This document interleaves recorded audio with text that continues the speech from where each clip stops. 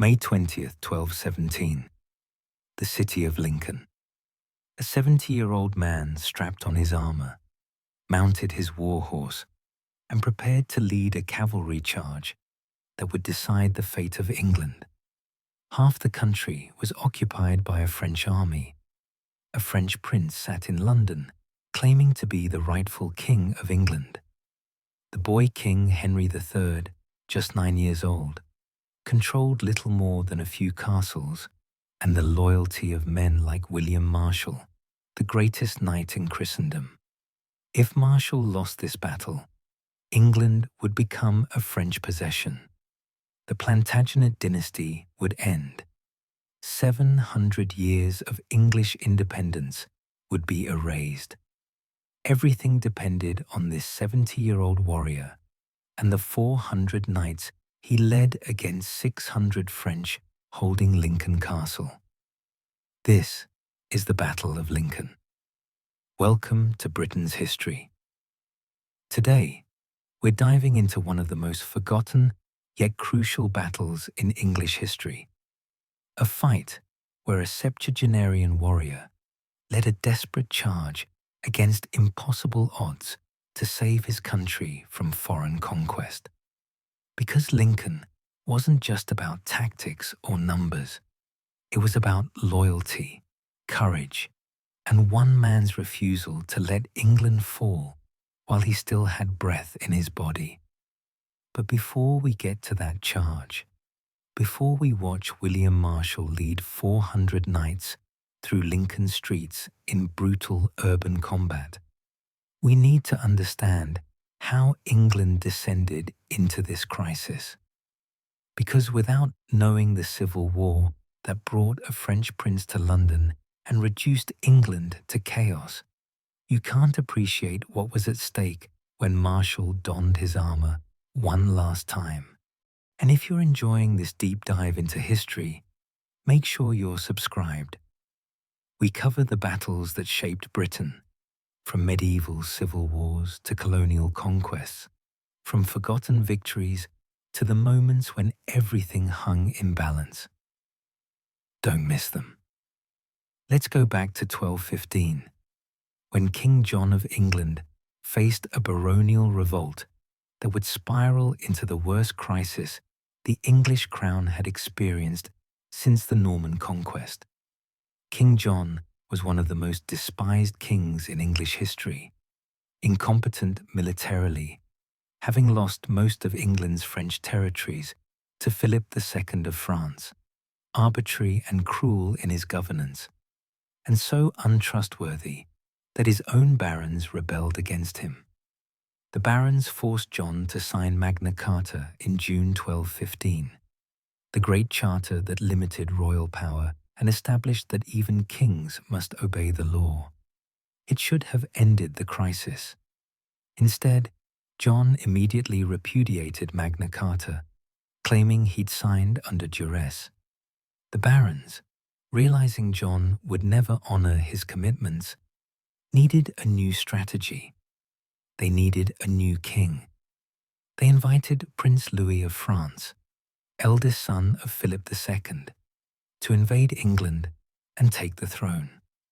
Louis had a claim through his wife Blanche of Castile, who was John's niece.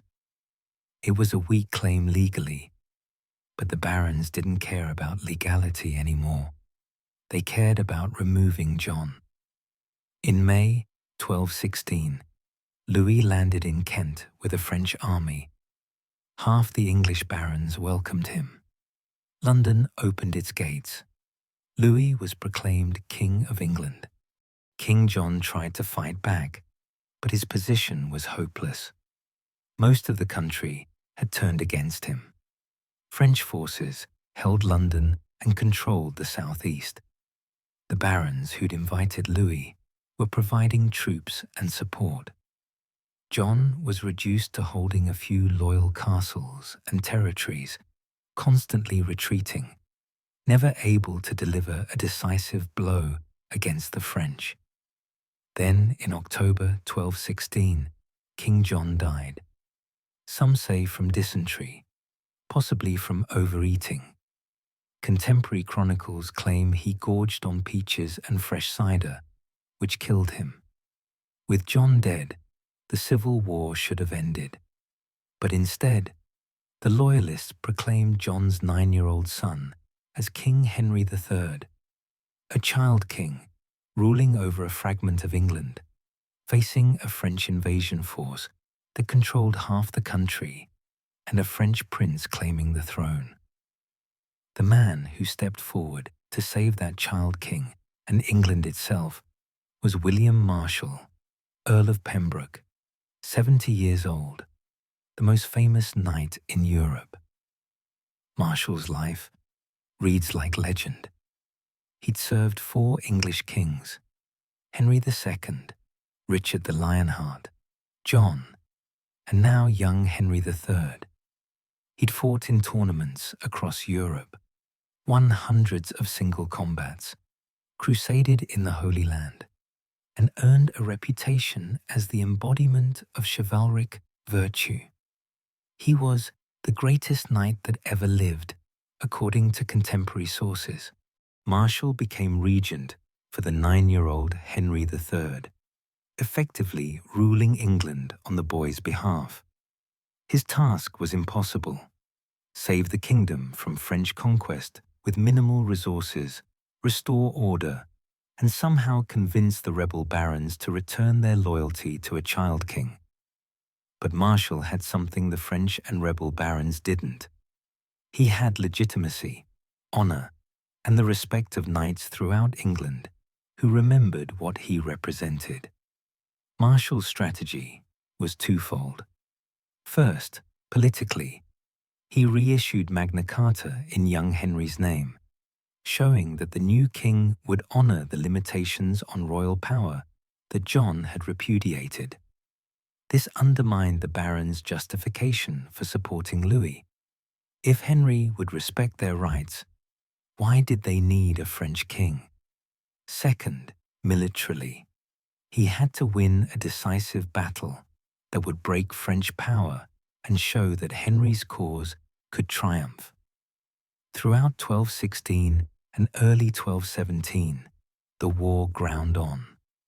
Louis held London and the southeast. Henry's loyalists held the west and parts of the north. Neither side could deliver a knockout blow. But slowly, Marshal's political strategy was working. Some barons began switching back to Henry's side, realizing that a French king might not be better than an English one, especially one who'd reissued Magna Carta. Think about William Marshal's position for a moment. You're 70 years old. You've served 4 kings. You fought for 50 years. You could retire in honor, live out your remaining years in peace. Instead, you're strapping on armor again, preparing to fight a war for a 9-year-old boy against a French prince who controls half your country. Why? Because you swore an oath. Because England needs you. Because that's what knights do. Would you have done the same? Let me know in the comments. By May 1217, the strategic situation was coming to a head. Lincoln Castle, held by loyalist lady Nicola de la Haye, a remarkable woman who defended the castle against multiple sieges, was under siege by a large French and rebel force. If Lincoln fell, the north would be lost.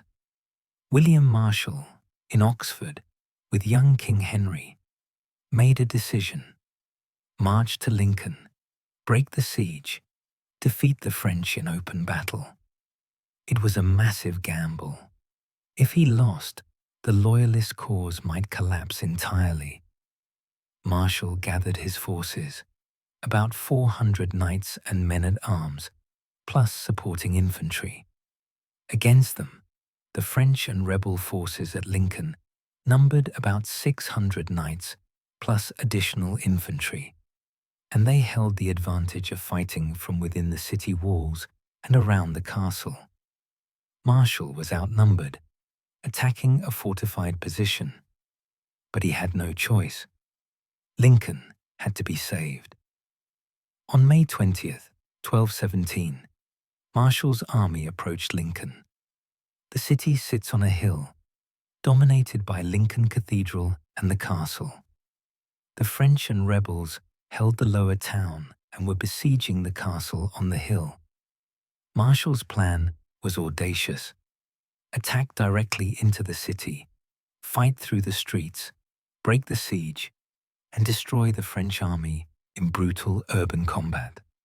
Just before the battle, Marshal donned his armor, full knightly kit despite his 70 years, and addressed his men. According to chronicles, he told them they were fighting for England, for their young king, for their homes and families. And then this 70-year-old warrior, who should have been in his castle telling stories to grandchildren, prepared to lead the cavalry charge personally. The battle began around 9 a.m. when Marshal's forces attacked the northern gate of Lincoln. English soldiers forced entry into the city, and the fighting immediately became brutal, close-quarters urban warfare. Medieval street fighting was chaos. Narrow streets where cavalry couldn't maneuver properly, buildings providing cover for defenders, every corner potentially hiding enemies. It was exhausting, terrifying, and deadly. But William Marshal wasn't fighting as a careful old man trying to survive. He was fighting as the greatest knight in Christendom, leading from the front, charging through Lincoln streets with the fury of a warrior in his prime. Contemporary accounts describe him personally engaging enemy knights in single combat, his skill and experience overwhelming younger opponents. At 70, Marshal fought like legend, said he'd fought at 25. The English assault drove through the lower town toward the castle. French and rebel forces tried to form defensive lines in the streets, but Marshal's cavalry charges kept breaking them apart. Medieval cavalry in urban terrain was difficult. Horses could be blocked by barricades, ambushed from buildings. But Marshal's knights were disciplined and experienced. They fought in coordinated groups, covering each other, using their momentum to smash through resistance. The defenders of Lincoln Castle, seeing Marshal's banners and hearing the fighting in the streets below, sortied from the castle to attack the besiegers from behind. Now the French and rebels faced attack from two directions. Marshal's forces pushing up from the lower town, the castle garrison attacking from above. Their position became untenable. The French commander, Thomas, Count of Perche, led a desperate counterattack, trying to drive Marshal's forces back. He was brave, skillful, and determined, but he made the fatal mistake of engaging William Marshal directly. The two knights clashed in single combat in Lincoln streets. Marshal, despite being decades older, killed the Count of Perche. The death of their commander broke French morale completely. The French and rebel forces began retreating, then fleeing. English knights pursued through the streets, cutting down those who ran, capturing those who surrendered. The fighting was savage. No quarter was given to many. Medieval warfare after a city was stormed was brutal, and Lincoln was no exception. French and rebel soldiers were hunted through alleys, killed in buildings, captured and held for ransom. The battle lasted about 4 hours. By early afternoon, the French army at Lincoln was destroyed. The English had won decisively, capturing hundreds of knights, valuable for ransom, and killing hundreds more. English casualties were remarkably light, perhaps a few dozen dead, because Marshal's aggressive tactics had kept the enemy off balance and prevented them from organizing effective resistance. The consequences were immediate. and devastating for Prince Louis. His best army had been destroyed. His best commander was dead. His cause, which had already been weakening as barons switched sides, now looked hopeless. Many of the captured rebel barons, imprisoned after Lincoln, realized their rebellion was lost and switched their loyalty back to young Henry III. 2 months later, in July 1217, the French fleet bringing reinforcements to Louis was defeated at the Battle of Sandwich, sometimes called the Battle of Dover. English ships under Hubert de Burgh attacked the French fleet, capturing most of the ships and cutting off Louis's hope of reinforcement. With his army destroyed at Lincoln and his supply line cut at Sandwich, Louis had no choice. In September 1217, Louis signed the Treaty of Lambeth, renouncing his claim to the English throne and returning to France. The French invasion was over. England remained English. Young Henry III's throne was secure, and William Marshal, 70 years old, had saved the kingdom. The Battle of Lincoln should be famous. It was strategically crucial. Without this victory, England might have become a French possession. It was tactically brilliant.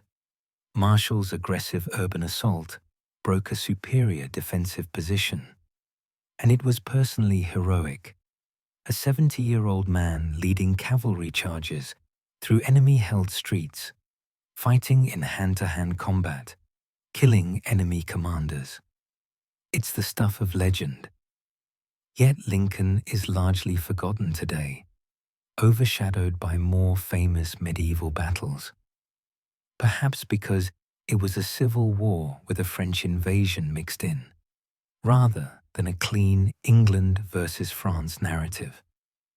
Perhaps because William Marshal, despite being arguably England's greatest medieval knight, isn't as famous as Richard the Lionheart or other flashier figures. Perhaps because Henry III's 56-year reign that followed was politically complex rather than militarily glorious. But Lincoln deserves to be remembered. From an English perspective, Lincoln was the ultimate story of loyalty and courage. William Marshal could have retired. He could have switched sides. Louis would have welcomed the greatest knight in Christendom. He could have fled to his lands and waited to see who won.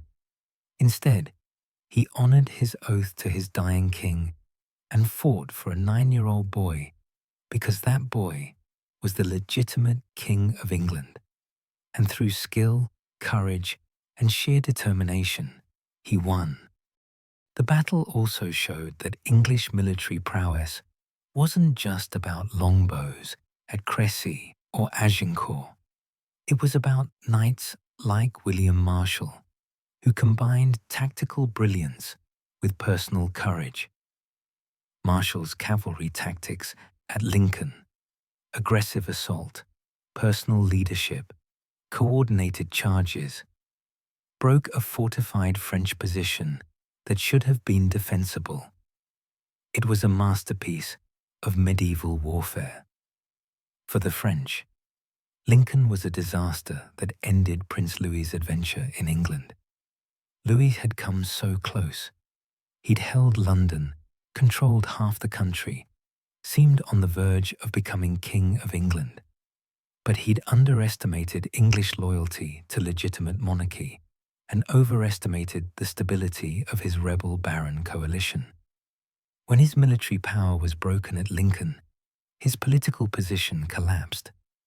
He went home having failed to conquer England, a cautionary tale about invasion attempts. William Marshal died 2 years later in 1219, aged 72, having served his fourth and final king faithfully. On his deathbed, he was received into the Knights Templar, fulfilling a vow he'd made decades earlier. He was buried in Temple Church in London, where his effigy still lies today, a stone knight in full armor, hands clasped in prayer, one of the finest surviving medieval effigies in England. Visitors can still see the stone face of the man who saved England.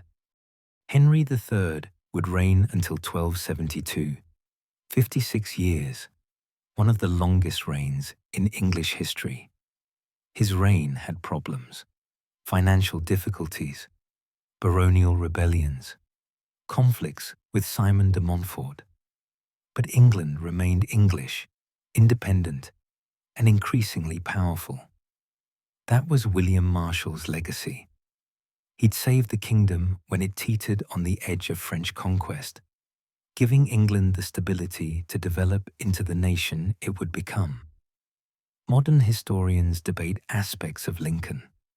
The exact numbers engaged are uncertain. Medieval chronicles often exaggerated. The 400 versus 600 is a reasonable estimate, but not definitive. What's certain is that Marshal led a smaller loyalist force against a larger French rebel army and won decisively through aggressive tactics and personal leadership.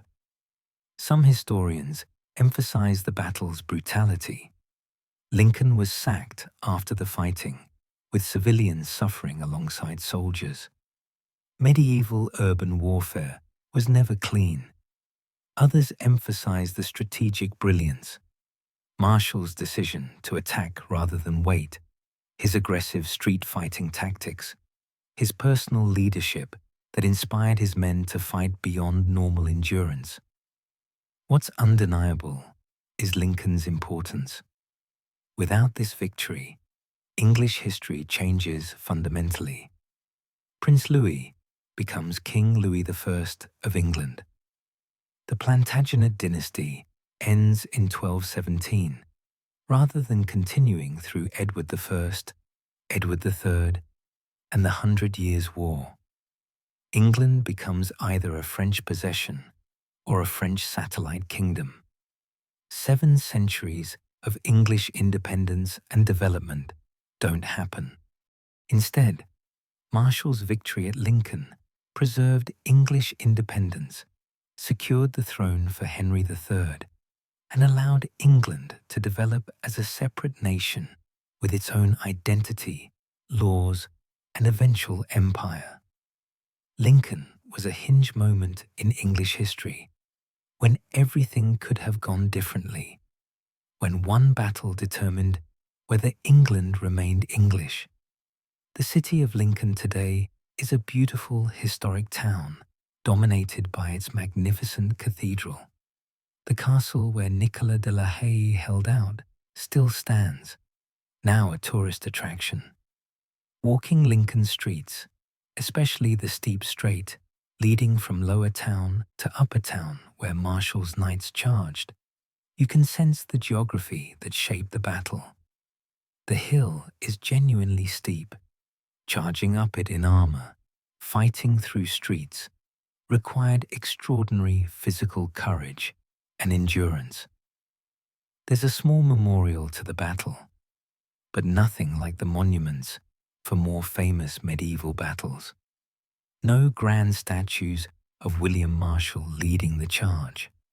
No annual reenactments. Lincoln remains a forgotten battle, remembered by historians but unknown to most British people. That's a shame, because Lincoln deserves to stand alongside England's most celebrated military victories. The battle also reminds us that age doesn't determine capability. At least it didn't for William Marshal.